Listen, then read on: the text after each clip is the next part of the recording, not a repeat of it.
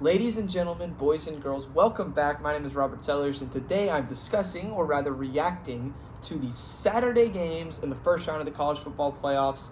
We had three intriguing games. I'd say the first was just a tad bit more intriguing than the other two, but I'm talking about all three of them here. If you're curious about my thoughts on Oklahoma versus Alabama, I made a video into reacting on that already. I'll talk more about it throughout the week, but tonight I'm focusing on Miami versus Texas A&M, Ole Miss dominating Tulane, and Oregon taking down the James Madison Dukes. And we're going to start things off in College Station. We're going to go in chronological order, and we're going to talk about how the Hurricanes took down the Texas A&M Aggies. What an unreal game. This was crazy. I feel like we took the script of the Alabama-Oklahoma game and just flipped it with the script of the Miami A&M game. Like, I thought Alabama versus Oklahoma was going to be super low scoring, heavy defensive game, struggles on special teams, turnovers all over the place. And that game was 34-24 with a ton of offense and a bunch of big plays being made. And Texas A&M Miami was the slugfest. Like, it was like we completely flip-flopped that. So, as far as my predictions have gone, like, yes, I am 4-0. I've predicted every game right. But almost every single game has gone completely the opposite of how I thought it was going to go. So all of the research that I did in the 2 weeks leading up to the college football playoffs, out the window, gone. Go bury it in your backyard and forget about it. At least that's what I'm trying to do right now. But that being said, this was an unreal game. I had a lot of fun watching it. A lot of people were talking about the resilience of the Alabama Crimson Tide last night and how that really led them to the victory against Oklahoma. That's 100% true. And I want to apply that same resiliency to this Miami Hurricanes team and their ability to win this football game. I mean, this was not a good game at all for Miami, especially offensively. I mean, on offense, they were 3 for 12 on third down. A&M got home so many times on third and long. Miami, third and long was a death sentence for this offense. Their screen pass got absolutely stuffed. Like, Miami runs so many screens. A lot of their offense, especially on first and second down, is predicated off the screen game. And A&M did a great job rallying to the football. They did a great job tackling the flats. And because of that, Miami was forced into a lot of third and longs, which is where A&M thrives. Miami also couldn't really get Malachi Toney involved in this game. And I talked all week, and I showed you some film about why Malachi Toney is the center of this offense. He is why this offense moves. And you take away Malachi Toney, the struggles are going to happen. And that's exactly what happened in this game. Miami also had 3 missed field goals. They scored 0 points in the first half. And despite all that, despite the terrible third down play, despite no screen game, despite almost no Malachi Toney, and despite 3 missed field goals and on only 103 yards passing, the Miami Hurricanes still won their very first playoff game. So shout out Mario Cristobal, shout out Michael Irvin for being like the biggest super fan of all time. My goodness, how cool would it be to watch a Miami fan with that dude? It would be so awesome. But that being said, this defense played awesome. I remember going into this game, my first initial thoughts were, who is going to dominate the line of scrimmage in this game? And as the week went on, I thought to myself, you know what? I really think A&M has the advantage skill position-wise. You know, they've got great receivers in Casey Concepcion, Mario Craver, Terry Bussey, whatever the freaking double name freshman is. I can never remember his name. They're ballers. I mean, they are. Miami doesn't really match up with them very well in the secondary. And then Miami's got Malachi Toney and C.J. Daniels. They're great. But that A&M secondary is locked down. So I told myself, I said, I think the advantage is A&M in terms of the skill position players, but I think Miami is going to dominate the line of scrimmage. And because of that, that's why I picked them to win this game. And they 100% dominated the line of scrimmage. I think A&M, I don't trust A&M at all in third and long. I didn't trust them all year long. And they were pretty good on third down in this game. They were 8 for 18. But from what I watched, almost none of those third down conversions were from Marcel Reed sitting in the pocket and making big-time downfield throws. They were from Mario Craver breaking tackles or Miami offsides penalties or running the ball in short yardage situations. So Miami did a great job getting to third down because A&M couldn't run the ball. Like, that's the first time I have really watched an A&M game this year, other than maybe the Texas game, where I said to myself, dang, A&M cannot run the football. Like, they couldn't do it consistently. That's supposed to be this team's bread and butter. I talked about that all offseason. Now, this A&M team is built to run the football. They don't even need to throw it very successfully because they have an awesome offensive line and a staple of running backs. And Le'Veon Moss was in this game. Was he at 100%? He looked pretty 100% to me to start the game. But Miami, they are gap sound. That defense is so well coached. They've got a lot of talent on the line of scrimmage. I thought 31, I don't know his name, but that linebacker 31 flew all over the field. Ruben Bain is great in run protection. Akeem Mesidor, I think, is so underrated. I'll talk about them more in a little bit. But their ability to stop the run, I think, is why they had so much defensive success. And then they were able to create some havoc plays. They got 7 sacks. That's crazy. A&M was like last in the SEC in sacks allowed, meaning they have allowed the least amount of sacks in the SEC. And Miami got home 7 times. So they created havoc. They forced 3 turnovers, and they dominated special teams other than the missed field goals. But I really, really liked the line of scrimmage dominance on the defensive side of the football for Miami. And then offensively, whenever the pass game was going wrong, Carson Beck was pressured all game on third down. The receivers couldn't really create consistent separation against the A&M man coverage. But despite all of that, in the fourth quarter, Miami was able to turn around, hand the ball off to Mark Fletcher, and let him eat. I think Mark Fletcher had, over 90 yards rushing in the fourth quarter? He was awesome in this game. And it wasn't just Mark Fletcher. Like, a lot of the times, the running backs get all the credit when you get a huge successful run game, especially late in the game. Miami's offensive line was awesome in this game. I felt like they ran so much duo. This is not a counter football team. They'll occasionally run wide zone to Malachi Toney, it turns out. But they ran duo so well in this game, which means you got double teams on the nose tackle and the D tackle working up to the linebackers. I thought Francis, whatever his last name is, the star right tackle, played a great game. The right guard, 73, was all over the field. He did such a good job working up to the second level. I'm really proud of this Miami offensive line. They also pass protected really well. Like, a lot of the pressures that A&M got were not because they won one-on-one against the tackles. Like, Cassius Howell wasn't really that much of an impact player as a pass rusher this game. Pretty much all of A&M's pass rush came from the just wild Mike Elko designed simulated pressures. So I was really impressed with Miami's offensive line. I mean, this just goes to show that when it's super windy, when your quarterback isn't super dialed in, when you have almost no time to throw, when your special teams has no idea what they're doing, despite all of the factors that can go wrong in a football game, if you can just line up and be physical and dominate the line of scrimmage on both sides of the football gods tend to look your way. And there are no football gods. I want to make that clear. We have one Lord and Savior, Jesus Christ, and our God in heaven is amazing. But the football powers that be smile upon the teams that dominate the line of scrimmage. I feel like that's always been the case, and it was the case in this game. So I'm really impressed by that. I just want to give a quick shout out to not Mark Fletcher Jr., but Mark Fletcher Sr. My goodness. I don't know if y'all are watching the broadcast when they put up big boy Mark Fletcher Sr. on the screen. I thought Mark Fletcher was a big dog, and he is a big dog, but his dad is a big dog. He looks hard to tackle. I'll say that. That dude looked awesome. I now know where Mark Fletcher gets his ump from, and I just big respect to Mark Sr. for raising his son the right way. Good job. Way to get a shout out on the podcast. I think, like I said earlier, Ruben Bain and Akeem Mesidor were forces all day long. I think what Akeem Mesidor does for this defense, especially on third down, is so undervalued and underappreciated. Like, he was able to be in that backfield instantly, pretty much all day. Whether it was with speed rush, with hand moves, or with power rush.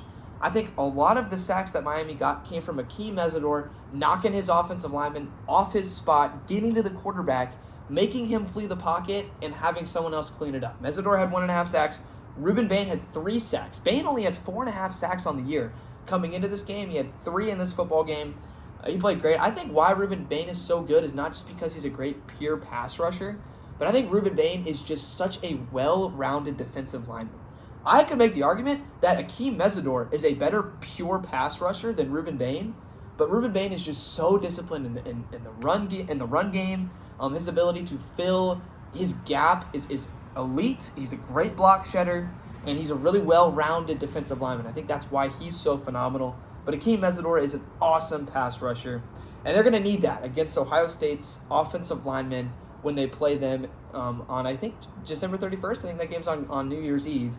That's going to be an awesome one. I can't wait to preview that one. I'm going to talk more and more about the next week's games, or I guess in 2 weeks' games when we get closer to them.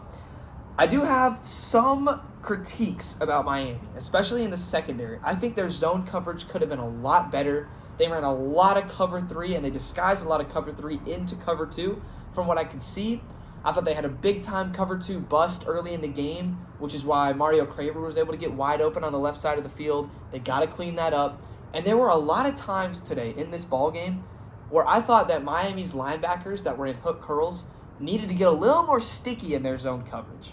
And what I mean by that is when you're playing zone coverage and you have a specific zone of the field and someone runs through your zone and it's obvious that they're going to another one of your teammates' zones, you're supposed to just let them go and cover your zone.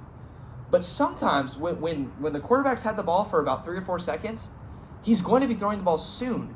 So when you identify anyone that's close to you in your zone coverage, you got to get sticky on that guy. It sort of turns into man coverage. And I feel like Miami could have done a better job at that. I don't love the way they play zone coverage. But the man coverage that they played, and they barely played any man. And I like that. I'm not a man guy. In my opinion, you should play deep zone coverage and let a team stack plays and try and make them score on like 13-play drives. But when Miami ran man coverage, it was at the end of the game and it was in the red zone. And it practically won them the football game.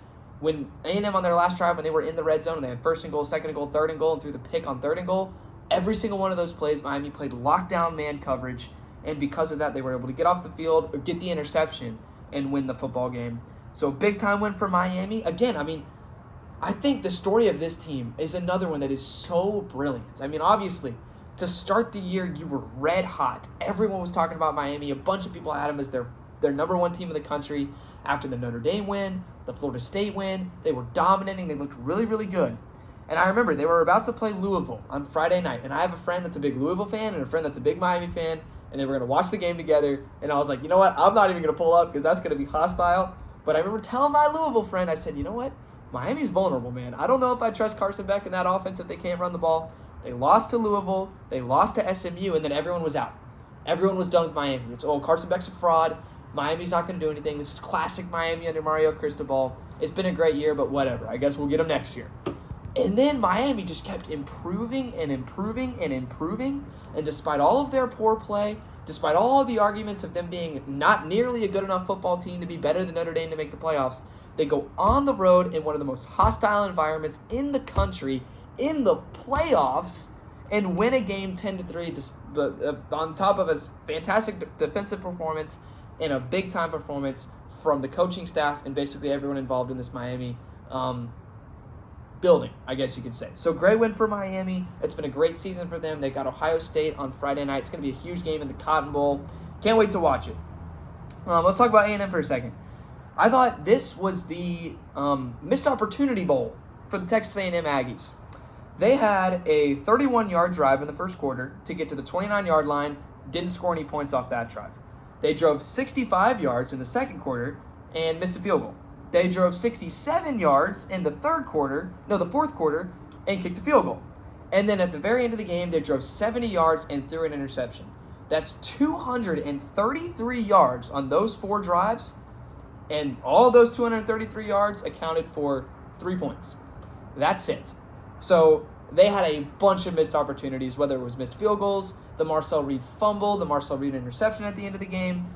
They just had a bunch of miscues of successful drives that they were playing good football, and they just came up short and turned it over when they were in scoring range. So I think that was, if you want to pinpoint one reason why A&M lost this game, I would pinpoint that one. Because again, 233 yards, if you can even scrounge up 10 points on those drives, you at least send the game into overtime. But just 3 points on 233 yards of offense is very, very poor. And they also had a major special teams disaster. It was terrible. I know they had the missed field goal, and I know Miami missed 3 field goals, and that was really rough too. But they had the missed field goal, did A&M. They also just had terrible punt coverage this game. Malachi Toney had the big punt return in the first quarter, very nearly took it all the way to the end zone for a touchdown. And then also in the fourth quarter, they had an opportunity to pin Miami very deep, and Malachi Toney broke like 2 or 3 Texas A&M tackles for like a 20-yard punt return. Did it change the game? Not necessarily, but Miami had the opportunity, or A&M rather had the opportunity to pin Miami very deep. And maybe get a safety. And they didn't pick up on that opportunity. They also had a failed fake punt. And I feel like I was watching that on a replay. Like I saw it later on in the day. And I feel like Miami completely knew that play was coming. Like A&M snapped the ball. I watched every single player on that Miami defensive line. Usually when there's a fake punt, everyone is either running in the opposite direction and does one of the, oh no, or something. But every single Miami player just like dropped back into coverage, and they were just like completely ready for it. Even like whoever was playing Mike linebacker for Miami at that time, before the snap, I saw him like motion over to the outside man. He was like, cover three, cover three, cover three. Because they just like they knew it was coming. I don't know if A&M gave something away, but that was really, really poor. And then A&M just had weird punt returning in this game too. They muffed one earlier. I think that was because of the wind, but they still muffed it. And then Casey Concepcion came up and caught a ball as he was getting drilled. I'm surprised he hung on to that. But special teams was a disaster. Executing really productive and successful drives was a disaster. And I think that's the main reason A&M lost this game. Their defense was phenomenal for the most part, especially on third down. Held Miami to 3 for 12 on third down. Only 103 passing yards allowed. I mean, yeah, you got torched in the run game, but you got torched in the run game before. I mean, there have been 5 teams that have ran the ball for more yards than Miami did in this game. This A&M run offense has not been good all year long, or run defense, rather. Even Texas got you. Texas is like one of the worst rushing attacks in the SEC. Texas put up over 200 yards on you. So, to me, that wasn't not the most surprising thing, but the defense played well.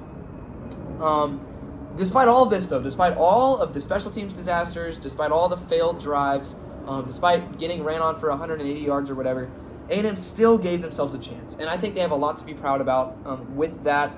Marcel Reed balled out. I thought Marcel Reed played a really good game. I know he threw 2 bad interceptions. He definitely did. But A&M did absolutely nothing to help him out. They didn't have a run game, at least a consistent one, especially with their running backs.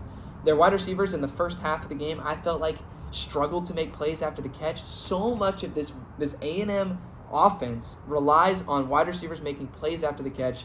They didn't have that in this football game. Marcel Reed, almost like A&M's entire offense in the first half, was Marcel Reed's legs. It really was. And a lot into the third quarter as well. I think Mario Craver, as the game went on, sort of played with more and more passion.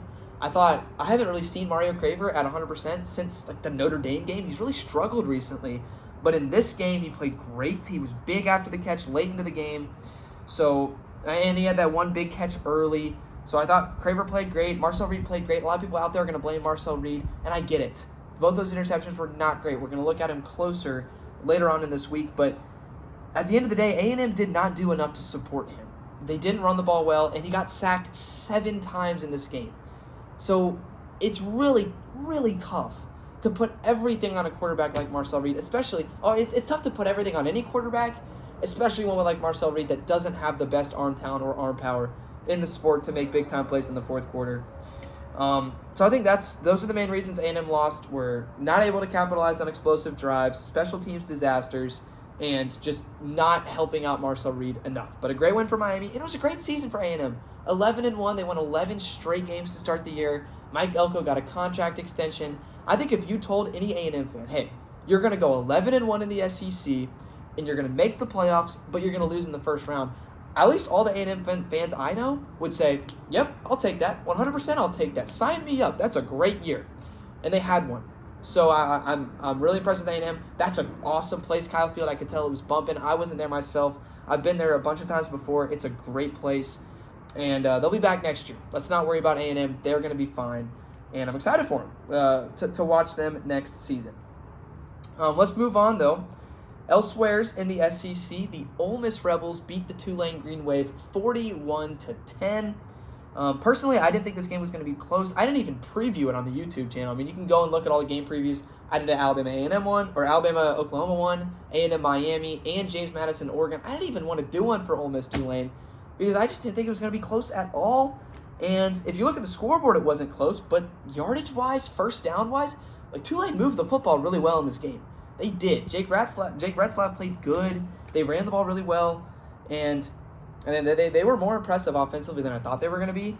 To me, the most impressive part of this game for Ole Miss was their bend, don't break defense. And that is 100% what they did in this game. They bended, and they did not break. Tulane had 421 yards of total offense and put up 10 points.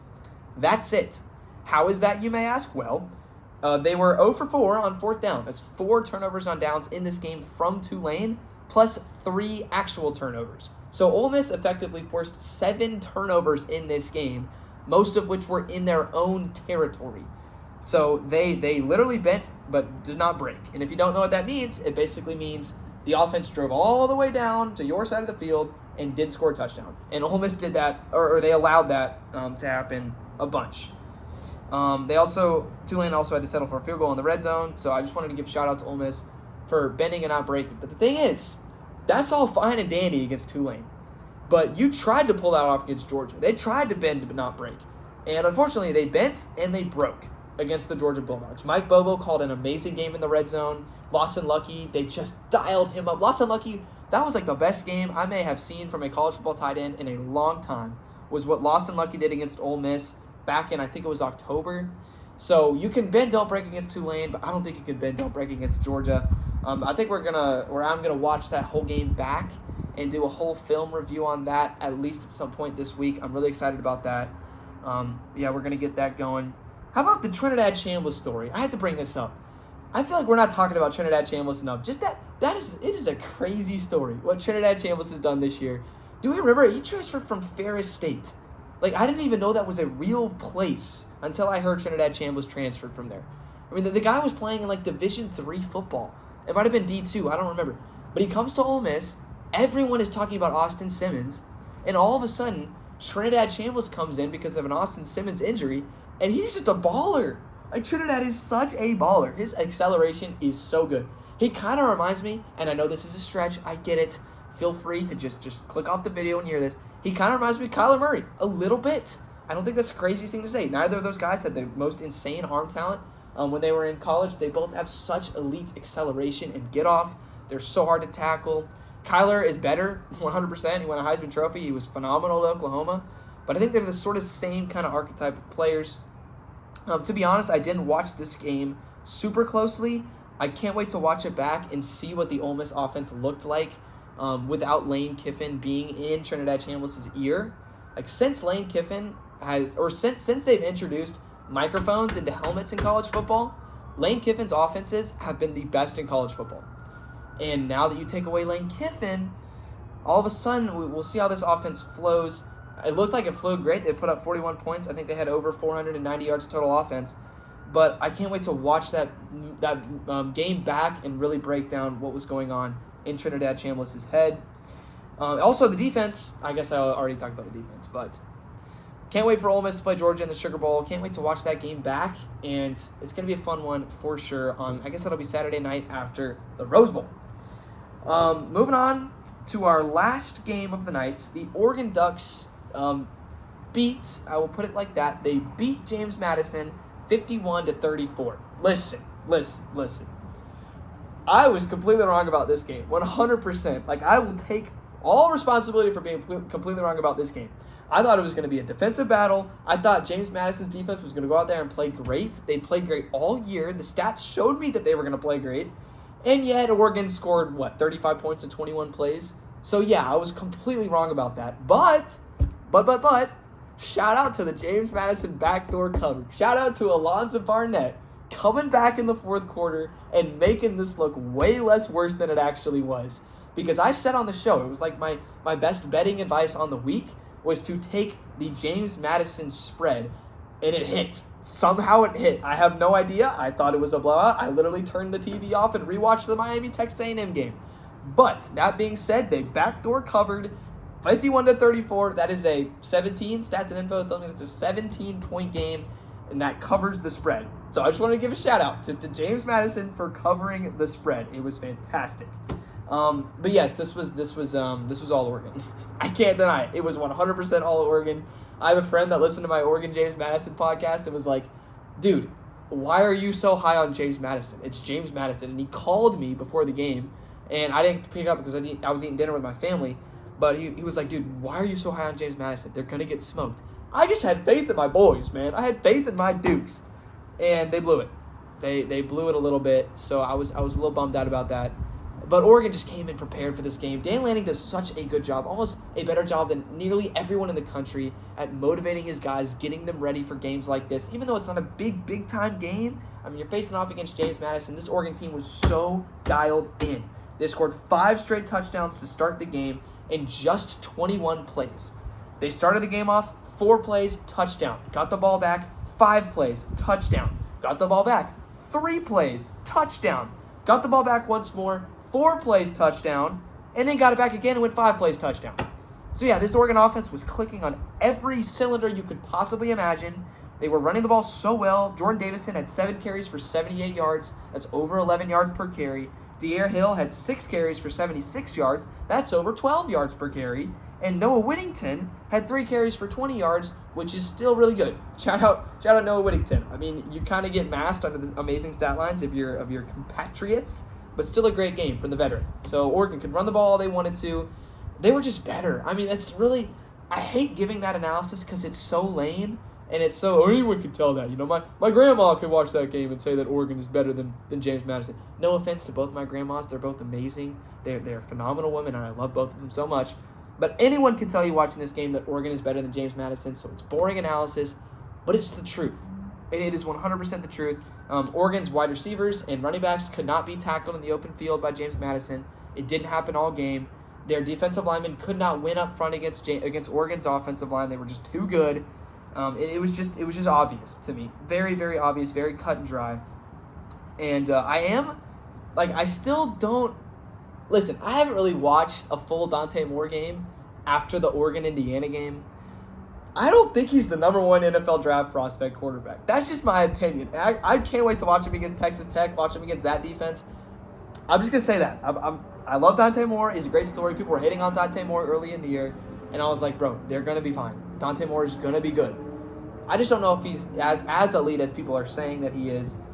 But James Madison, I'm proud of him. I'm proud of him for the fight they showed towards the end. That team did not give up. They traveled all the way from across the universe, from Virginia to Oregon, to play this game. And they played their heart outs. And you know what? I don't care. I don't care if we're losing by 17 points. I don't care if we're in foreign territory. We're going out there and we're giving all we got because this is a game of football and we're in the playoffs. So I respect that. I respect that from my boy Bob Chesney. And I think they've got good things to come at the University of California, Los Angeles, which is where Bob Chesney will be coaching next year. That being said, we are set up for an absolutely phenomenal second round of the college football playoffs. It is glorious. It is going to be beautiful. I cannot wait for it. We've got, on Friday night, the Miami Hurricanes and the Ohio State Buckeyes. Talk about a clash of some old-time blue bloods in the sport of college football. The Buckeyes and the Canes. It's going to be fun. It's going to be on Friday night. A lot of NFL talent in that game. Can't wait to watch it. And then early Saturday, we got the Orange Bowl. Early kick for the Orange Bowl. Has the Orange Bowl ever kicked off at 11 o'clock? I'm not sure that it has, but it is going to this year. And it's going to be a fun one, too. Oregon versus Texas Tech. A battle of two 12-win teams. Who's going to get to 13? Who's going to pick up their second loss? Red Raiders and Ducks. Talk about two fun mascots. Red Raiders and Ducks. That's going to be exciting. Then we head over to the Rose Bowl. Ooh, the sweet, sweet Rose Bowl. It's always a nice Big Ten versus Pac-12 clash, but this year, we got Big Ten versus SEC. A clash of cultures. You got the University of Alabama, the all-time great college football program that's been dominating for so long, and yet now they're inconsistent. They've had a really back-and-forth year. They're going up against an undefeated Indiana team that has been the perennial underdog this year, that no one still has faith in, and yet they are 13-0. It's just literally like two opposite cultures playing each other, and they're both wearing crimson and white. And then the nightcap, to finish everything out, we got a rematch of the Rebels and the Bulldogs, an SEC battle. You got Pete Golding against Kirby Smart. Who's the better coach? You tell me. You tell me. I'm not going to say it's Kirby. It's Kirby Smart. But should be a fun game in the boot. Isn't it ironic that Ole Miss is playing that game like an hour drive from Lane Kiffin? I think that's a little funny. Just a little teaser there. But it was a great day of college football. I think a lot of people are upset about this day of college football because, yes, there were blowouts. Ole Miss won 41-10, and Oregon won, 51-34. And I understand that. I really do. You know, Saturday football from 2:30 to, I guess, like 10 o'clock was kind of a letdown. There were not a lot of great games. I understand it. I do. But this is just sort of the system that has to be in place. I mean, group of 5 teams, everyone would love to cut them out of the playoffs, and I get it because these games are not fun to watch. But it has to happen. If you kick the G5 out of the playoffs, you will have a lawsuit on your hands. That is just the simple truth of it.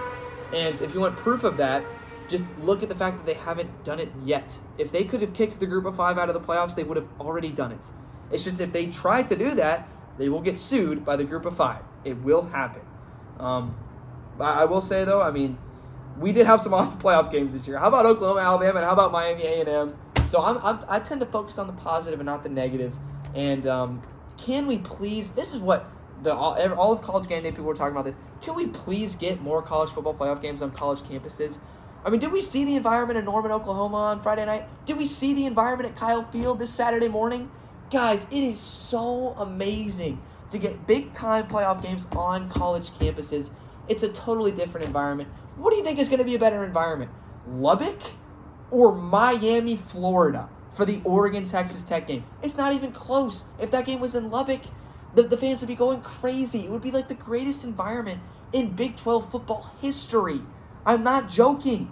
It would be off the chain. It would be crazy. It would be awesome. Fans of all ages could go to the game. Texas Tech students would line up and fill up the stadium, and they wouldn't have to travel to Timbuktu to watch it.